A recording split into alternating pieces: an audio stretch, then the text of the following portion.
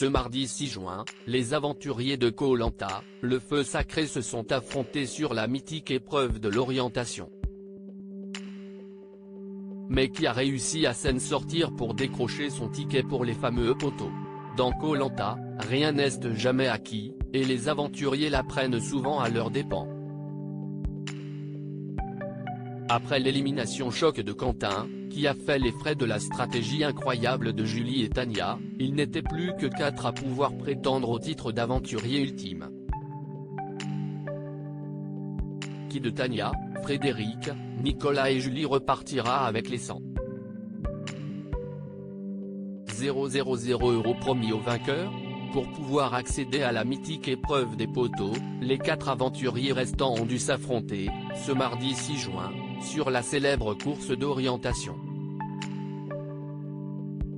Un véritable défi pour les rescapés de cette saison, qui accumulent une fatigue extrême depuis plusieurs semaines.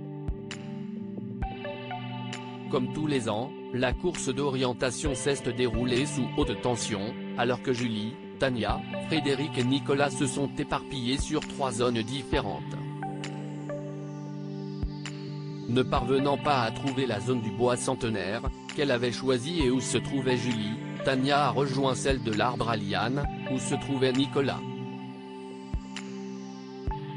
Mais l'ancien militaire s'est montré particulièrement efficace et n'a laissé aucune chance à sa concurrente, en trouvant son poignard. En seulement 40 minutes. Qui sont les 3 candidats qualifiés pour les poteaux?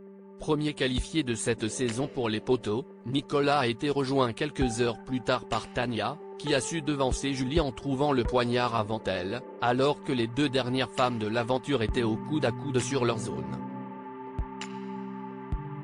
En larmes, la jeune diététicienne, véritable phénix de la saison avec 2 éliminations à son actif, a expliqué avoir pensé à sa famille tout au long de l'épreuve.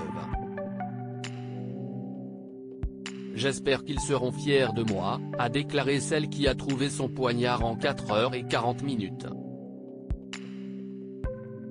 Il aura fallu 5 heures et 20 minutes à Frédéric pour trouver le tout dernier poignard, lui qui a avoué être complètement épuisé à l'issue de l'épreuve.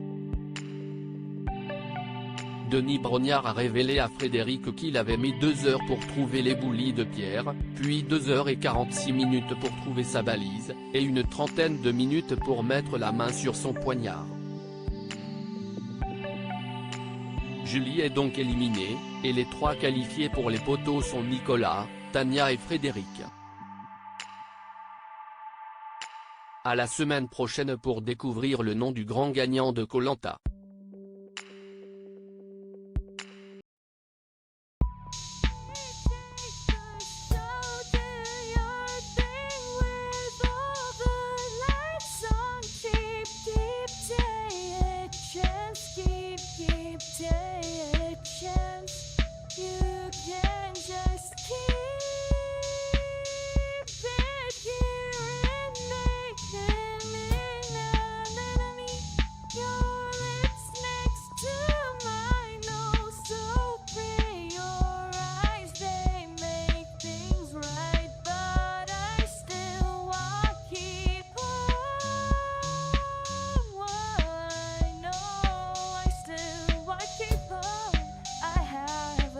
Keep it apart.